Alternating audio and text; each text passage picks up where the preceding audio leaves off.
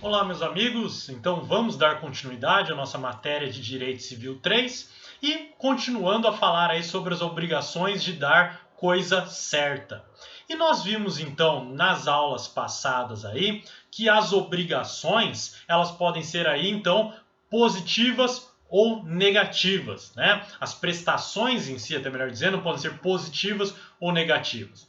E as obrigações positivas, e vamos até aí colocar na tela para lembrar a todos, né? Elas podem ser aí obrigações então de dar ou prestações aí de dar e prestações também de fazer. Dar coisa certa, conforme os artigos 233 a 242 do Código Civil, e de dar coisa incerta nos artigos 243 a 246 do Código Civil. Temos também obrigação positiva de fazer e a negativa, né, de não fazer. Muito bem, a partir então dessa classificação, nós começamos a estudar as obrigações aí positivas de dar coisa certa. E nós vimos aí os dois primeiros artigos que tratam sobre o tema. O artigo 233, que nós vimos então que segue aquele brocardo jurídico já conhecido do acessório segue a sorte do principal, dizendo que então, na obrigação de dar a coisa certa, né, a coisa principal é acompanhada pelos seus acessórios, ainda que na obrigação não se faça qualquer menção sobre isso, a não ser que o próprio título, né? Então o negócio jurídico, o contrato que tem essa obrigação expressamente diga que o acessório não está acompanhando a coisa principal, ou até mesmo pelas circunstâncias do caso, pela forma como foi negociado, pelo jeito então que as partes aí acordaram, você tem então que ficou evidente, né, para a interpretação mais correta desse negócio, que os acessórios não acompanhariam o principal.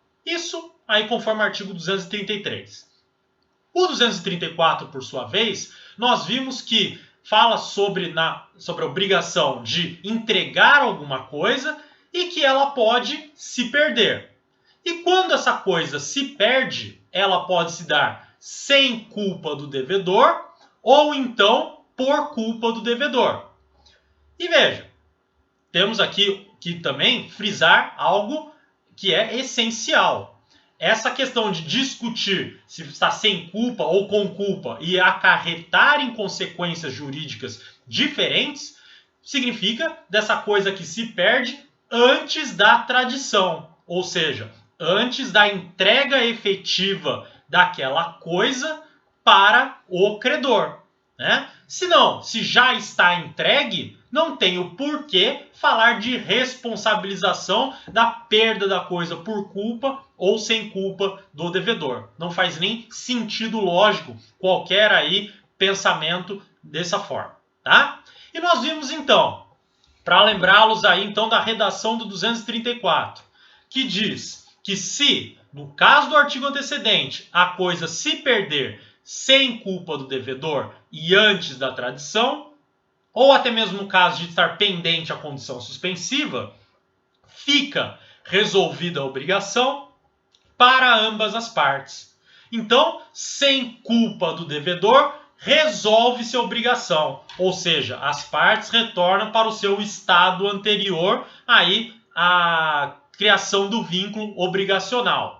Salvo se são prestações periódicas aí que não vai fazer as partes voltarem todas as prestações, que pode ser algo elementarmente impossível.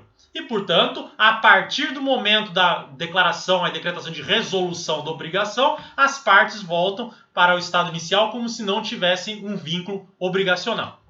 Agora, se houver culpa do devedor na perda, aí ele então responderá pelo equivalente. E o que é o equivalente? O equivalente monetário, pecuniário, qual que é o valor então dessa prestação, e mais perdas e danos, que eu já falei para vocês. que são aí os danos emergentes e os lucros cessantes. Tudo que ele perdeu e tudo que ele deixou de ganhar. Tá bom? Então, essas são as regras iniciais que nós temos aqui sobre a obrigação de dar coisa certa. Acerca da questão de perda da coisa. Mas e se houver deterioração da coisa? E o que significa deterioração? Veja que é diferente da destruição, porque a destruição deixa do objeto de existir. A deterioração é então um prejuízo havido naquela coisa que o faz diminuir o seu valor, ou até mesmo a sua utilidade para o credor. E a deterioração, da mesma forma como acontece no caso aí da perda, também deve-se fazer uma subdivisão. Se ela ocorre por culpa do devedor ou então se ocorre sem culpa do devedor.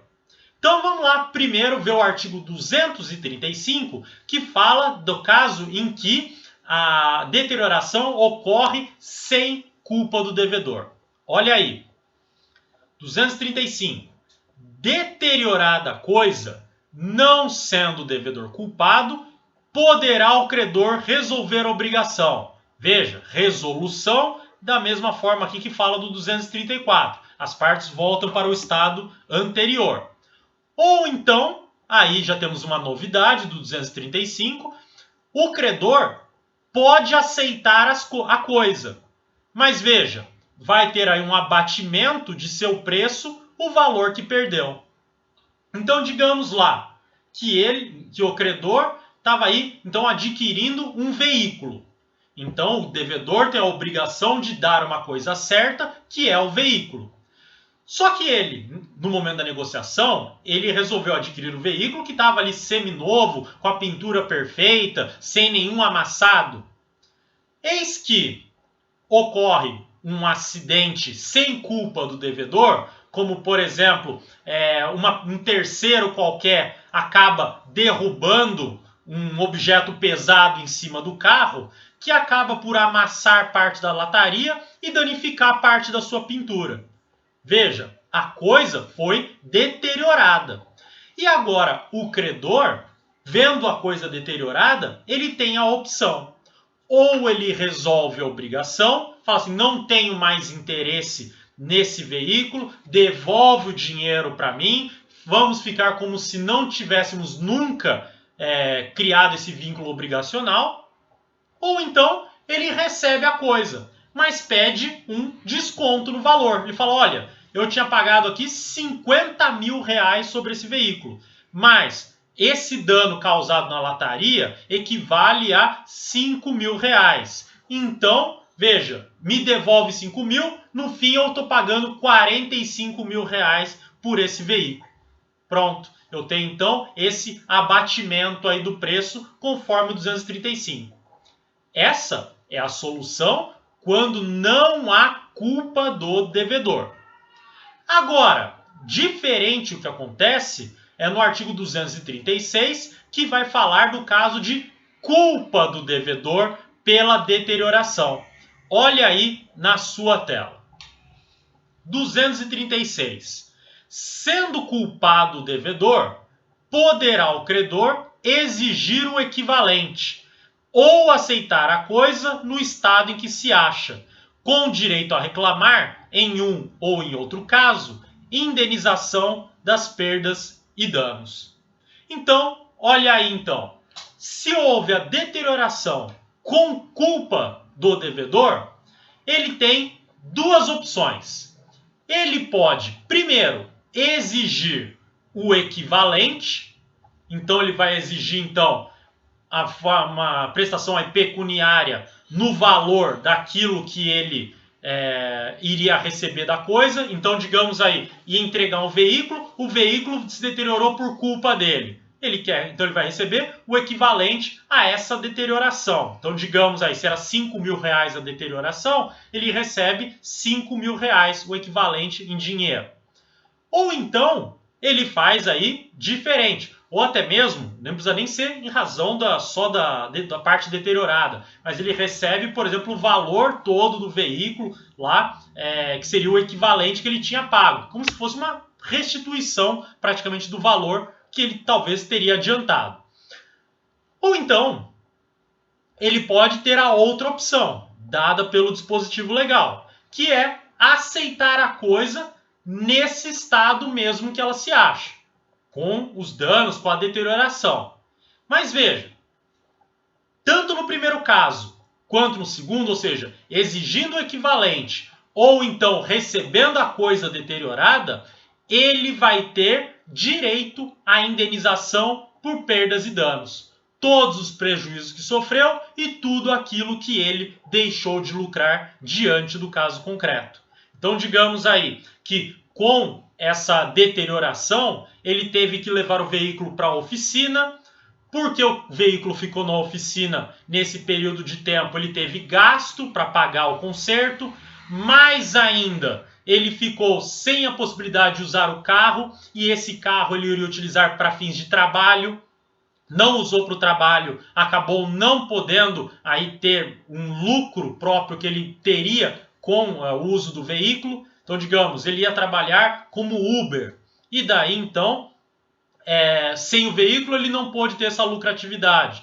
Então, essa indenização por perdas e danos pode aí então compensar esse período que ele ficou sem ter aí à disposição o veículo, tá bom? Então, veja, com culpa do devedor, duas opções: exigir o equivalente com indenização por perdas e danos, ou então aceitar a coisa no estado em que ela se encontra com indenização por perdas e danos, tá bom?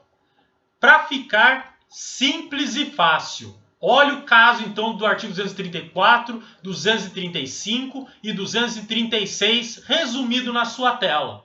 Olha aí, perda da coisa sem culpa do devedor, resolução da obrigação.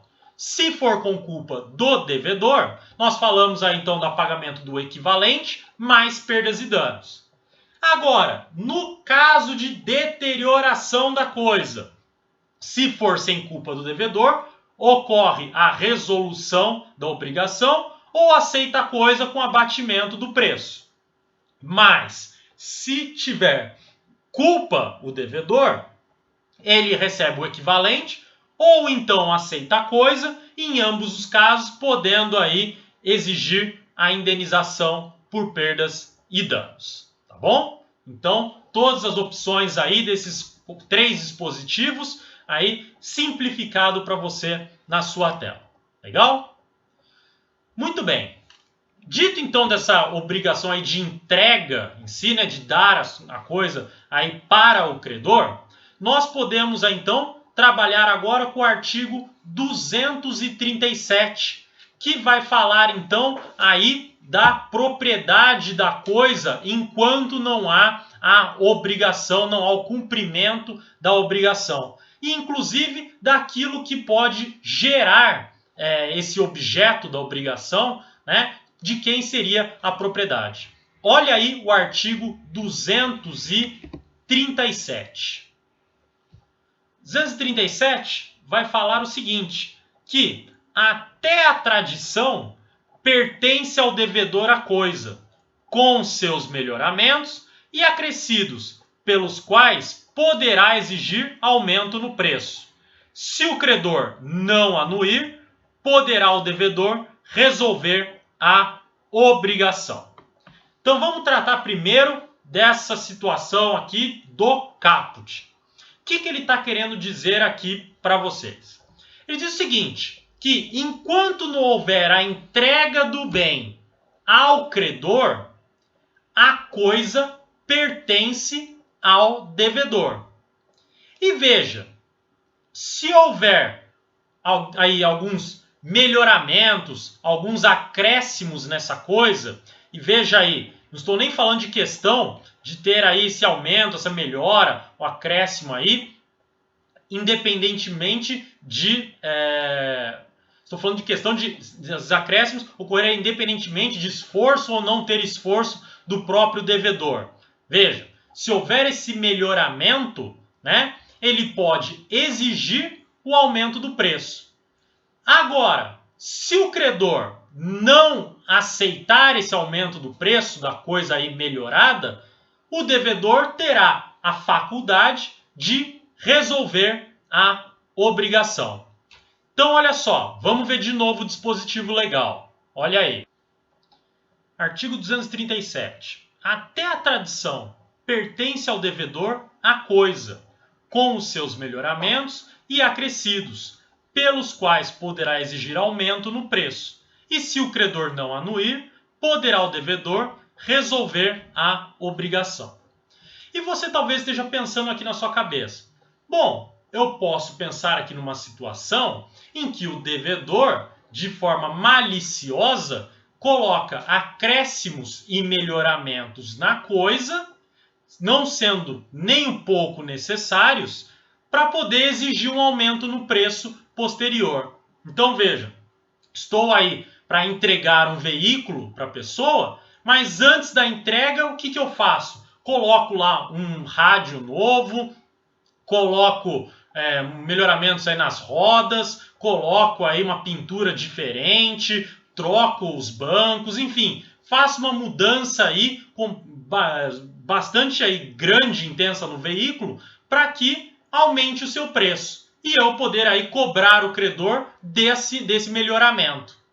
Veja, aí tem que tomar cuidado, e a doutrina, atenta a essa questão, ela vai dizer o seguinte, que as benfeitorias, lembra lá de Direito Civil 2, as benfeitorias que devem ser feitas aqui, que podem ter o aumento no preço, são aquelas que são necessárias e úteis.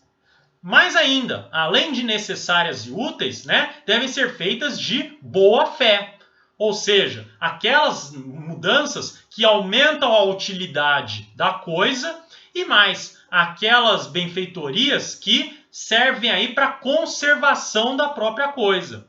E se isso resultar em um melhoramento, um acréscimo no preço, daí sim o devedor está autorizado a cobrar esse aumento no valor, da obrigação. Se não, se for uma benfeitoria meramente voluptuária, veja, aí temos um indício muito grande de que realmente não era necessária essa mudança, esse acréscimo, a colocação de acessórios e tudo mais, e por isso então não há por que exigir o aumento do preço, porque daí é agir também de má fé, tá bom?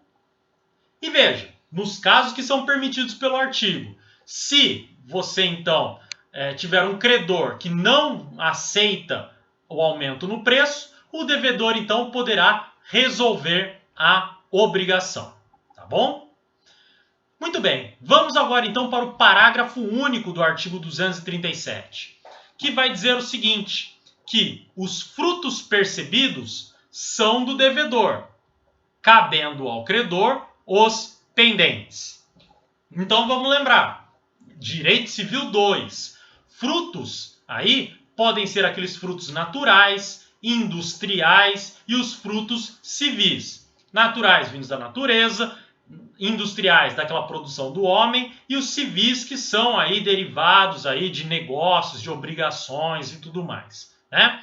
Olha só, aqueles frutos que já estão separados do bem principal, da coisa principal, ou seja, os frutos percebidos, eles são do devedor, enquanto não há tradição. Então, até o momento da tradição, todos os frutos percebidos são de propriedade do devedor. Então, a fruta que caiu da árvore, a produção da fábrica, os juros, os aluguéis, todos são do devedor. Agora, tudo que estiver pendente, então, digamos, aluguéis vincendos, os frutos que ainda não se soltaram da árvore, a produção que ainda não se finalizou, pendentes, são do credor, tá? Então, só se já está pronto o fruto é que ele é do devedor, quando já está separado já do bem principal. Se não tiver, estiver pendente, é de propriedade do credor, ok? Legal. Com isso, podemos então passar agora para o artigo 238 e seguintes, que vai falar de uma outra obrigação de entrega, de dar, melhor dizendo. Mas agora é uma obrigação de restituição, tá? Então, se falamos de uma obrigação primeiro de entrega, até aí o artigo 237, no 238 e seguintes, estamos falando de uma coisa que está em posse de alguém e deve ser restituída para outra pessoa, né? Para o credor, novamente. E com os problemas aí inerentes dessa restituição. Vamos olhar aí o artigo 238, que começa a falar sobre esse tema. Olha só. Se a obrigação for de restituir coisa certa, e esta, sem culpa do devedor, se perder antes da tradição, sofrerá o credor a perda, e a obrigação se resolverá, ressalvados os seus direitos até o dia da perda. Então, olha aí. Sem culpa do devedor, a coisa se perdeu antes da restituição, do momento da restituição. Veja, o credor assume o prejuízo, né? Então, o devedor não teve culpa nenhuma, não tem por que responsabilizá-lo pela perda da coisa que deveria ser restituída.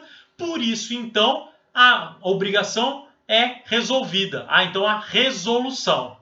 Aí, só com o detalhe que se ele tiver algum direito acessório, algum direito próprio aí dentro do seu negócio, do seu contrato, que envolvia aí a questão da restituição, esses direitos estão assegurados até o limite daquilo que poderia ser cumprido. Se não tem que falar de qualquer outro direito em cima dessa coisa, né? Então daí a gente só fala da resolução da obrigação. Bom? E agora, e se for por culpa do devedor a perda aí da coisa que deveria ser restituída? Vamos para o artigo 239. Se a coisa se perder por culpa do devedor, responderá este pelo equivalente mais perdas e danos. Ou seja, pelo valor pecuniário correspondente da coisa, mais indenização por tudo aquilo que ele perdeu e que deixou de ganhar. Tá bom? Simples e fácil, então. Sem culpa do devedor, resolução. Com culpa do devedor, equivalente mais perdas e danos. Agora, se a gente falou da questão da perda e a deterioração da coisa restituível, como que funciona? Artigo 240 do Código Civil. Olha aí. Se a coisa restituível se deteriorar sem culpa do devedor, recebê-la-á o credor tal qual se ache, sem direito à indenização. E se for por culpa do devedor, observar-se-á o disposto no 239. Então, olha só. Obrigação de restituição. A coisa se deteriorou. Se não teve culpa o devedor, ele vai ter que receber a coisa deteriorada, né? O credor recebe a coisa deteriorada, sem qualquer possibilidade de indenização, nem nada. Né? Afinal, não faz sentido ele receber indenização, nesse caso, se não teve culpa do devedor. Agora, se o devedor teve culpa na deterioração, a gente aplica a regra do artigo anterior. Ou seja, ele vai, então, responder aí pelo equivalente, mais perdas e danos. Tá bom? Então observa a regrinha do 239 aí, tá? Vai pagar aí o equivalente aí da deterioração, mais a indenização por perdas e danos, se for o caso aí. Ok? Olha só então, para fixar essa regra para vocês aí, simples e fácil. Olha aí na sua tela. Obrigação então de restituição. Perdeu a coisa sem culpa do devedor? Resolução da obrigação. Se for com culpa do devedor, equivalente mais perdas e danos. Agora, se a coisa foi deteriorada sem culpa do devedor, entrega da coisa no estado em que se ache vai ser a consequência. Mas, se foi por culpa do devedor que a coisa se deteriorou, então ele deverá entregar o equivalente mais perdas e danos. Ok? Legal, gente. Com isso, Vamos então para a próxima regrinha aí do Código Civil, artigo 241. Olha só. Se, no caso do artigo 238, ou seja, da obrigação de restituir coisa, sobrevier melhoramento ou acréscimo à coisa, sem despesa ou trabalho do devedor, lucrará o credor desobrigado de indenização. Então, digamos aí que há um aumento, há uma melhora da coisa, né? Ela então se desenvolve, fica mais valiosa do que era antes, sem qualquer esforço próprio do devedor, sem qualquer gasto que ele tenha havido para tanto. Veja, o credor então, quando receber a coisa, ele já recebe sem ter que pagar qualquer indenização, tá bom? Por outro lado, 242. Se para o melhoramento ou aumento empregou o devedor trabalho ou dispêndio, o caso se regulará pelas normas deste Código atinentes às benfeitorias realizadas pelo possuidor de boa-fé ou de má-fé. Olha só, gente. Essas regras de benfeitorias por possuidor de boa-fé ou má-fé, vocês estudarão com maior detalhamento lá em Direito Civil 5, tá bom? Então eu só vou aqui adiantar para vocês algumas regras para que vocês compreendam como funciona esse dispositivo. Então, só preliminarmente, vamos entender o seguinte, que se não houver nenhuma despesa ou trabalho do devedor, a restituição da coisa se dá a coisa melhorada, né, com acréscimos, sem qualquer necessidade de indenização para o devedor. Então o credor vai receber uma coisa melhor que ele esperava, pura e simplesmente, né? Saiu no lucro. Agora, se esse melhoramento teve aí algum trabalho, teve aí então alguma despesa própria do devedor, então a gente precisa ver se esse trabalho feito pelo devedor foi de um devedor que estava de boa fé ou de má fé na posse da coisa, tá? E isso nós vamos encontrar lá no artigo 1214 e 1216 do Código Civil.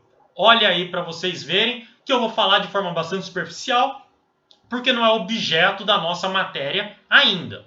Olha aí. O possuidor de boa-fé tem direito, enquanto ela durar, aos frutos percebidos, né? Então aí, os frutos pendentes ao tempo em que cessar a boa-fé devem ser restituídos, depois de deduzidas as despesas da produção e custeio. E devem ser também restituídos os frutos colhidos com aí antecipação. Artigo 1216. Olha só.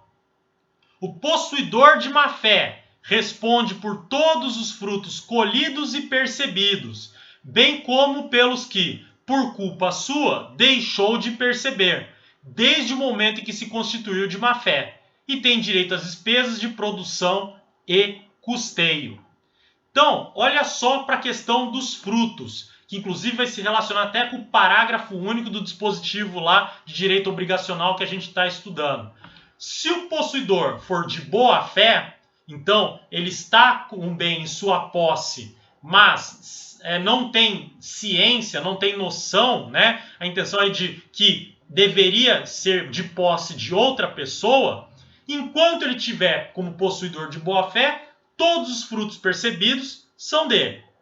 Agora, se ele for possuidor de má fé, tudo aquilo que ele percebeu nesse período da posse de má fé, ele tem que restituir, tem que entregar aí ao devedor ou ao devido possuidor, melhor dizendo, ao credor ou ao devido possuidor, né? Ou então aí indenizar em cima disso, né? Entregar aí o equivalente. Então ele vai responder aí por todos esses frutos colhidos e percebidos aí, né? Inclusive o que ele deixou de perceber, que chegou à perda, no momento que ele estava de má fé, tá bom? Agora, isso falando de frutos. E em questão de benfeitorias, Como se dá, então, aí a indenização pelas benfeitorias? Nisso a gente olha o artigo 1219 e 1220 do Código Civil. Olha só. O possuidor de boa-fé tem direito à indenização das benfeitorias necessárias e úteis, bem como quanto às voluptuárias, se não lhe forem pagas, a levantá-las quando puder sem detrimento da coisa, e poderá exercer o direito de retenção pelo valor das benfeitorias necessárias e úteis. Vamos explicar esse dispositivo? Acompanhe aí comigo. Olha só. Então, se é possuidor de boa-fé, ele pode ser indenizado no caso de ter realizado benfeitorias necessárias e úteis. Por outro lado, as voluptuárias, se não pagar a ele o valor dessas voluptuárias, ele pode levar consigo. Então, digamos, colocou lá na propriedade imóvel, né, uma fonte que solta água. Veja, se der para tirar essa fonte e levar com ele, ele pode levar essa benfeitoria voluptuária, tá bom? Isso sempre, veja, quando puder, sem detrimento da coisa.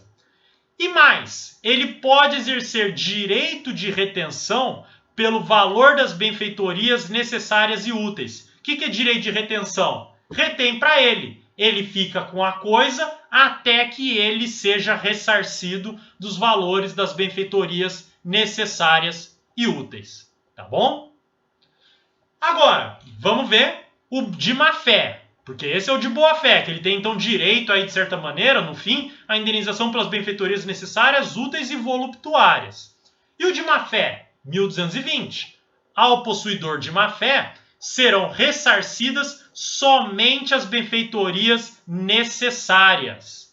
E não lhe assiste o direito de retenção pela importância destas, nem o de levantar as voluptuárias. Então, no fim, o que o possuidor de má-fé tem direito? Somente a benfeitorias necessárias. As demais, ele perde aí o seu direito, ele perde a possibilidade de ser indenizado, né? Não pode levantar a benfeitoria voluptuária e, se não for pago a tempo aí pela benfeitoria necessária, ele não pode reter para si o bem enquanto não houver o pagamento, tá? Justamente como uma forma de sanção do Código Civil por ele ser um possuidor de má-fé da coisa.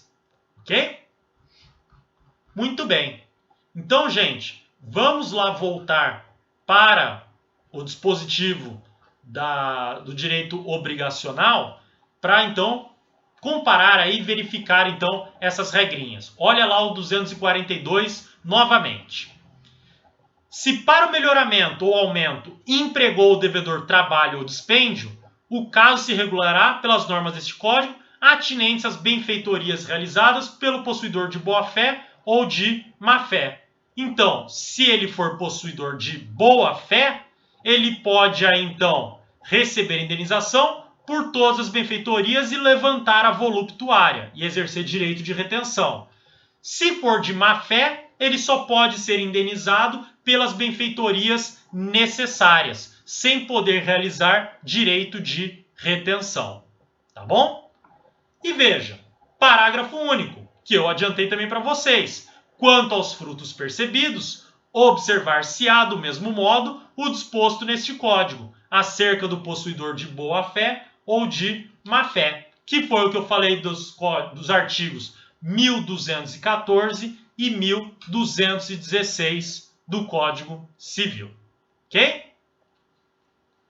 Com isso, então, encerramos as obrigações de dar coisa certa. E partimos, então, para nosso próximo tema aqui, que são as obrigações de dar coisa incerta. E o que significa dar coisa incerta? É aquela que, no momento da negociação, não está definida, não está determinada. Mas você aponta o gênero dessa coisa e a sua quantidade somente na obrigação. e vai ter a determinação dela no momento do seu cumprimento.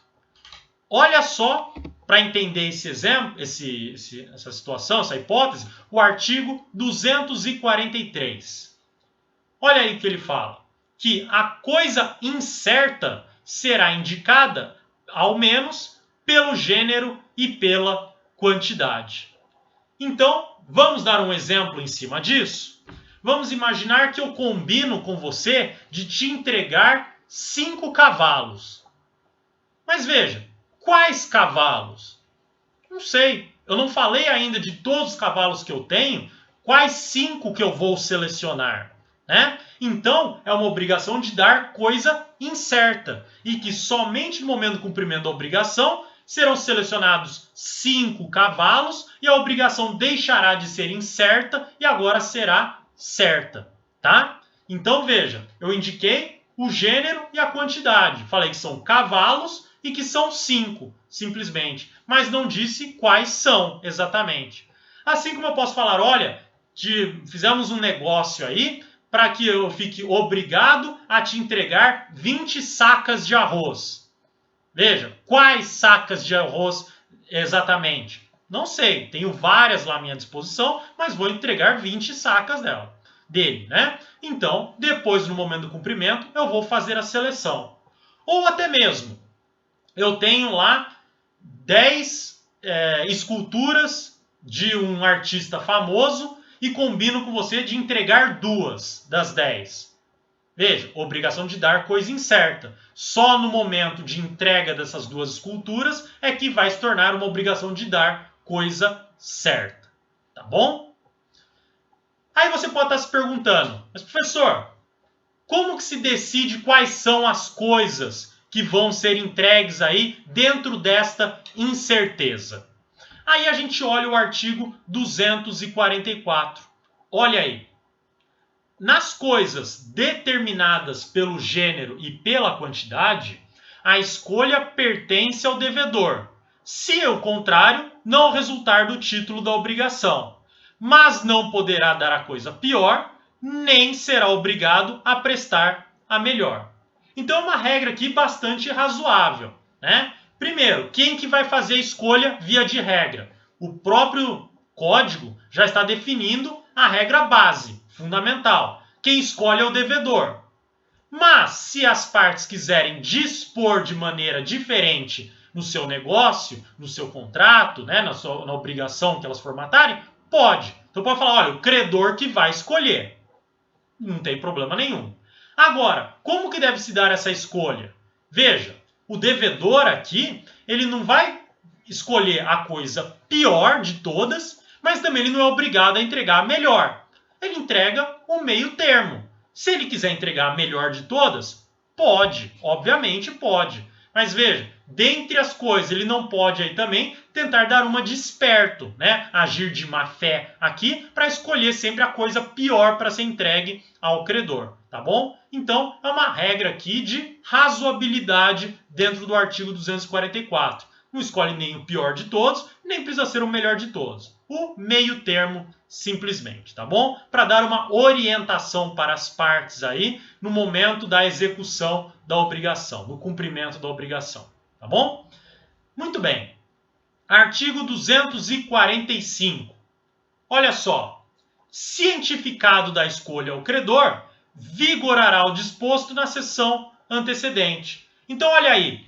Credor decidiu, ou melhor dizendo, o credor ficou sabendo da escolha ou foi ele mesmo que escolheu a coisa, veja, a obrigação de dar coisa incerta agora se torna obrigação de dar coisa certa. E se a coisa for perdida ou deteriorada, se receber, melhor dizendo, melhoramentos, acréscimos, vai ser tudo regulamentado pelos artigos 233 a 242 do Código Civil, tá bom? Então, até antes do momento da escolha, rege pelo 243 e 244. No momento que foi feita a escolha, utilizamos os artigos 233 a 242. 42. Tá bom? Um detalhe importante que vocês têm que aí fixar na cabeça de vocês, que veja, coisa incerta não é a mesma coisa que coisa futura. Ou até mesmo aquela ideia de impossibilidade relativa, né? Impossibilidade somente inicial da coisa pela sua inexistência, mas que ela virá a existir no futuro. Por quê? Veja, quando eu falo de coisa futura, né, que tem essa impossibilidade inicial, é porque ela não existe e virá a existir no futuro. Por outro lado, se eu estou falando de coisa incerta, eu estou falando de uma coisa que existe, mas ainda não foi definida qual é que eu vou me utilizar para adimplir a obrigação. Então é diferente. A coisa futura não existe. A coisa incerta existe, tá? Pode haver uma combinação desses dois critérios?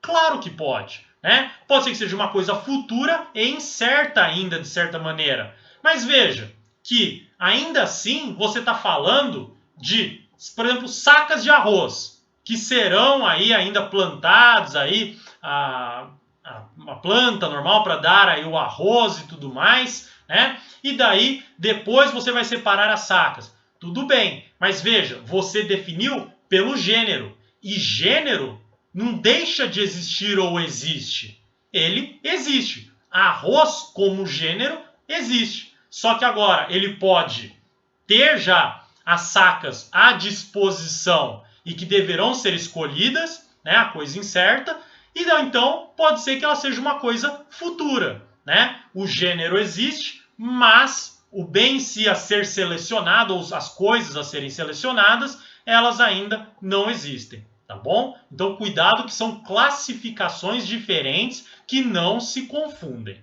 Ok? Vamos, então, para o último dispositivo de obrigação de dar coisa incerta, que é o 246. Olha só. Antes da escolha, não poderá o devedor alegar perda ou deterioração da coisa, ainda que por força maior ou caso fortuito. Que veja, essa ideia aqui complementa aquilo que eu acabei de falar para vocês, inclusive. Né? Por quê? Veja, como que pode falar que a coisa se perdeu ou se deteriorou se eu estou falando somente de uma determinação por gênero? Olha, vou te entregar 5 cavalos. Veja, não posso falar que eu perdi cavalo ou deteriorou, porque eu não falei exatamente qual cavalo é o objeto da obrigação. Né? Logo, por isso, o artigo 246 impede, mesmo que se fale de força maior ou caso fortuito, que haja aí a possibilidade de ter consequências diferentes do adimplemento, ou até do adimplemento, no caso aí de perda ou deterioração. Né? Se a pessoa não entregar, alegando, não entregar coisa incerta, né? Alegando perda ou deterioração, aí ela vai estar inadimplente, ainda que por força maior ou caso fortuito. Mas você pode estar pensando em um exemplo específico. Porque por mais que a regra geral seja essa, porque eu estou falando de gênero simplesmente, eu posso voltar até para um exemplo que eu dei para vocês no começo aqui da exposição. A ideia, por exemplo, que eu tenho 10 esculturas de um artista famoso e irei selecionar 2 delas para entregar ao credor.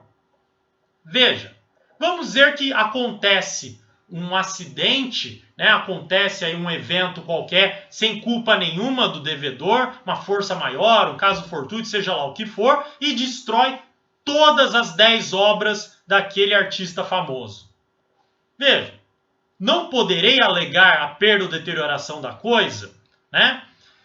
Veja que não faz sentido falar disso daí, usar essa regra seca, né, aí direta do artigo 246, porque nem o gênero existe mais. Né? As obras desse artista famoso, as esculturas, deixaram de existir devidamente.